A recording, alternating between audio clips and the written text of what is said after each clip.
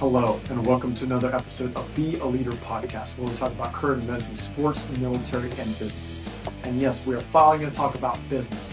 Tim Cook, the CEO of Apple, has recently announced that he is going to step down as CEO of Apple sometime later this year. So he did something that people thought was impossible, and that was succeeding Steve Jobs. Steve Jobs is the legendary visionary for Apple, and Tim Cook is a different person. And we think about just looking at some quick metrics. In 2011, when the turnover happened, the market cap for Apple was right around $350 billion, and now it's worth over $4 trillion. This is a huge change. Stock going up over 1,800%, 1,800% growth over this period of time is incredible. Right. And the revenue quadrupled. It was around 100 billion and it now 400 billion. It's phenomenal how Apple has grown. Is a success story. Right. The thing that's interesting here though is that Tim Cook is nothing like Steve Jobs. Steve Jobs was this visionary. He was very charismatic. He was very magnetic. He had this big vision of the future and he sold people on it, almost like what Elon Musk does now. And Tim Cook's not like that. He's not a big charismatic person. He's an operations guy. He gets things done. So very different person completely. And he's had tremendous success. And so the question is, and that's the thing we're going to answer on this episode, this podcast of Be a Leader. How did he do it? What are the things that led to his success? We're going to talk about that. So the first thing I think about is, again, Tim Cook played to his strengths. He wasn't trying to be Steve Jobs. In fact, one of the big supporting things, pieces of advice that Steve Jobs told Tim Cook during the turnover process was, don't be me, be you, okay? Be yourself. It's so important because it's hard to be someone else. First off, it's hard being someone that you're not. Second, it's hard being a specific person because that ain't you either. And at this high level, it's a recipe for disaster.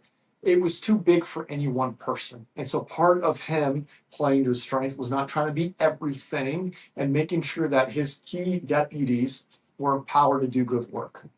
So he did outsource a lot of the responsibilities that Steve Jobs was doing to other people that were very talented. And the results speak for themselves. Just talked about how much the company grew. I think going back to my background, in sports, college basketball, I think of two cases where we didn't see this happen. Two great Hall of Fame coaches, John Wooden at UCLA, Bobby Knight at Indiana. Both of them had tremendous success, and the turnovers did not work well. John Wooden would sit the same spot during all the basketball games after he retired from UCLA, still alive, still there until he passed away. I was watching his presence clouded over everything. And it's been hard for UCLA basketball to have consistent success since then. And Indiana, the same thing. Indiana hasn't been able to win a national championship since Bobby Knight. When you look at UConn, who's not even, some people will think about a basketball school, but most people don't put them at the same level as Indiana. Indiana has, 5 national championships, and most of those with Bobby Knight. And UConn has had, 5 national championships since 2000, 2001. All right, so it is very hard to transition. But here, Tim Cook did an excellent job of making sure that he played to his strengths and he was being himself on that. A huge thing that we can learn as leaders. We have to be ourselves. Inauthentic leadership does not work. I've seen it before, especially in the Marine Corps. You have to be yourself because people can smell it and you're not playing your strengths. Play to your strengths. The second part here is mastering the basics. Yes, in the Marine Corps, brilliant in the fundamentals. We were so big that in the Marine Corps. Yes, in college basketball and high school basketball where I coach now, it is fundamentals. You got to be able to play the game. You can't play if you're always tripping over yourself, right? You don't want to be tripping over yourself. So Tim Cook was really big on the basics. Supply chain mastery was a big component of that. There's a complex network over 100 different countries. He wanted very good, efficient work. And he really worked on mastering the supply chain. And we also go to the logistics side, revamping the logistics between suppliers, warehouses, inventory, partnerships. He really dialed in on being very, very efficient and effective. And the belief that he had was the boring stuff will compound over time. right? When I go back to the Marine Corps, if you weren't brilliant at the basics, you could trip over yourself and have mission failure. In basketball, you could be, again, shooting yourself in the foot with turnovers, not making shots. But here, it's really focused on not only just being able to play the game, but that growth will compound over time. That all the decisions that are made early will compound over time. And that was part of his playbook. And it's brilliant, right? It is brilliant to focus on those basics, as boring as they may be, right? They built over time. So that's something that we can learn. And even my time at McKinsey and Company, I mean, we spend so much time with the client, working meetings, having these working sessions, but a lot of time was spent in the head down work, right? Doing work, working on the problem solving, working on the slide deck, working on conversations. It was all in the background, often late at night, right? That stuff wasn't seen. The client would see us. The client would see the deliverables, the presentations. They wouldn't see a lot of stuff on the background, but the background stuff is what enabled the great work that we did at McKinsey and Company. So the next point I think about here with Tim Cook is his importance on strategic relationships. Strategic relationships matter. And I'm going to focus on two briefly in this situation here. One was with President Xi of China, and the other was President Trump of the United States. And so in China, they have a big operations base in China. It has to go well, especially if there's growth involved.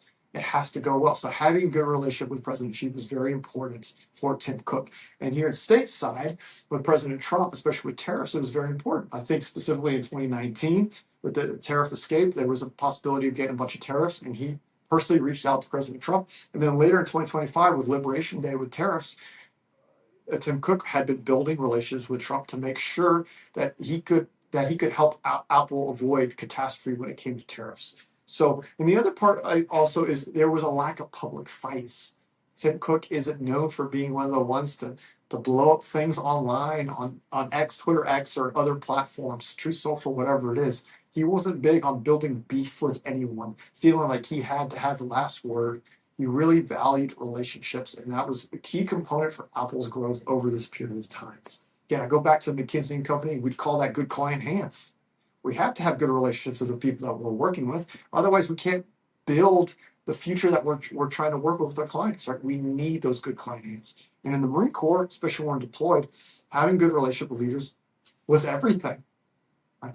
We can't operate with our hands tied behind our back. We have to have good relationships with those people and the local support that's really going to limit or enable the success we have in our missions. So I see that with Tim Cook. I think he's done a great job with that overall, and that's why I want to bring up that point. The next one is the long-term planning. And we talked about brilliance of the basis, but now let's talk about the long-term planning. Yes, he's not a visionary like we would say as Steve Jobs, but he did have a vision. And we see that here when he started, they weren't making any service revenue, right? Service revenue was not a thing, right? They're really focused on their hardware. But now it's more than $100 billion component of their company, at least at the end of 2025, is their services. What do we talk about with services? We talk about the Apple Store has changed, iCloud, a whole platform, right? Service company, Apple Pay, right? Apple TV, Apple Music. I'm sure some of you have several or not all of those services now that you're paying. I am a chief financial officer. I've done this with my startup. I do it now, international global CFO work. And so as a CFO, I love this stuff. Three key components here: recurring revenue, coming month after month after month. High margins is fantastic with services as well. And sticky customers, people that are going to be sticking around long term. Think about your music. If you have Apple Music, you don't want to just stop month to month. You're going to pay for it. And you know there's high margins on it, but you're willing to pay for it because of the value that's there. Three key components. As a CFO myself, I like those. And as for a business, it's fantastic. Again, no services at the beginning and bringing it to a huge component of their business. So yeah, and the other thing is just this idea before just the hardware. Now the hardware really leads into the service component. It leads to services. It is a complete transformation and a key component of the massive growth and valuation of Apple. It's fantastic. So you could argue that maybe this has really increased the value for shareholders and less more for consumers. That's fair, because how much has grown really for consumers? It's grown an incredible amount for shareholders. And how much has it grown for consumers. So that could be something to be critical at. But the long-term planning, he has done a great job of making that transformation at Apple. So far, I've given you 4 big reasons on why he's had such success. Let's talk about one critical area where I don't think he's done as well. I mean, if we're looking at leadership, we gotta look at everything. And I think the key thing here is it seems that part of his tendency is playing not to lose versus playing to win. I mean, my background in the Marine Corps, mission success, we're not playing not to die. Like, that's not going to work. You're going to make mistakes that way. People will die and missions will not be accomplished. In sports, if you're playing not to lose, you're usually let the foot off the gas pedal, and that's where you end up losing. Right? You got to play to win. You got to play for mission success. And it seems at times he has not done that. One example that's been documented well was the share buyback program. So for those who don't understand, the whole idea with share buyback is if I give money back to shareholders, it is the assumption that they can create more value with the money because then they can invest somewhere else versus keeping the money here. Steve Jobs was against buying back shares because he thought I can create more value if I keep the money and reinvest it in Apple. That's the better plan. But when you buy back shares, you're giving back money back to shareholders, then it's saying you have a better say, you have better thoughts, you have better ideas. You can make more money if I just give you back the money. So it is a very different idea. Steve Jobs was very against it. Tim Cook has been for it, has done it. And again, it's kind of that tendency of playing not to lose versus playing to win. We've seen some other things that haven't worked out so well. The Vision Pro was a flop. The Apple Car, after 10 years, they quietly canceled that. And now it seems that they're behind on the artificial intelligence, this AI boom that we're in now, and it's not going to go away. So they seem like they are behind. So this is kind of what he's passing along to his successor.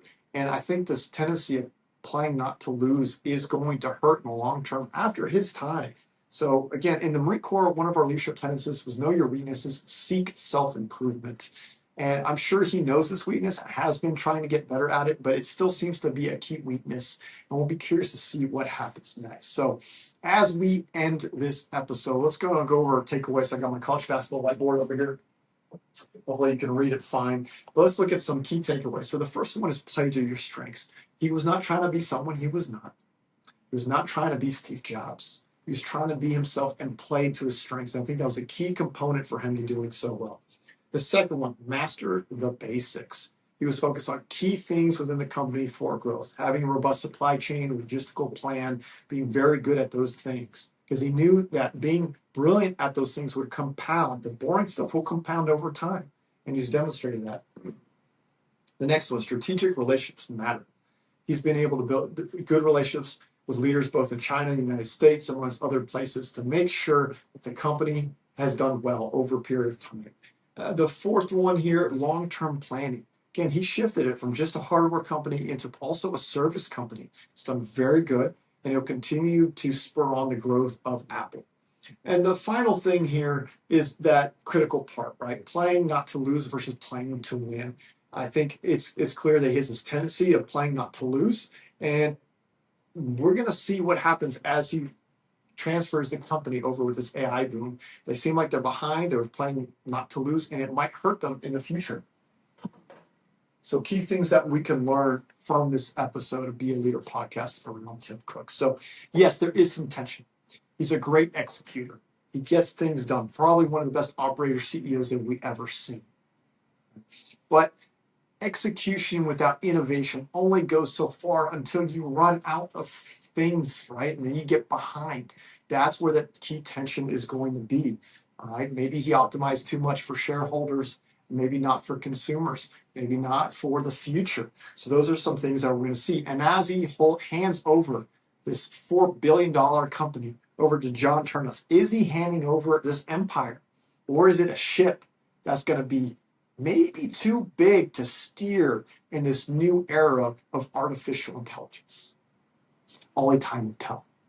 So anyways, that is it for this episode of Be a Leader podcast. Hopefully this was useful for you to understand a little bit of success of Tim Cook as you can apply it to yourself. If this was useful, please share it to someone else who could be useful. If anything else, please like it because that'll also send it to more people. That's just the way these algorithms work. And remember, whether you're leading yourself, leading others, or leading leaders, be a leader. My name is Daniel Pinedo. Thank you so much. And until next time.